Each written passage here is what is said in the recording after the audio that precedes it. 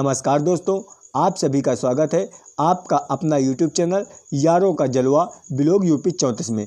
Finally Khesari Lal Yadav के गाने का एक पोस्टर रिलीज हो चुका है। ये नवरात्रि बाद का पहला कोई लोकगीत होगा जो कि खेसारी लाल यादव का रिलीज होने वाला है। इस गाने की डिटेल से बात करें तो इस गाने को आप खेसारी म्यूजिक वर्ल्ड के यूट्यूब चैनल पर रिलीज किया जाएगा। गाने का नाम होने वाला है सजनवा।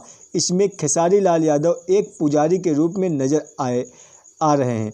पोस्टर से ऐसा लग रहा है काफ़ी बेहतरीन, काफ़ी देसी अंदाज का सॉन्ग होने वाला है।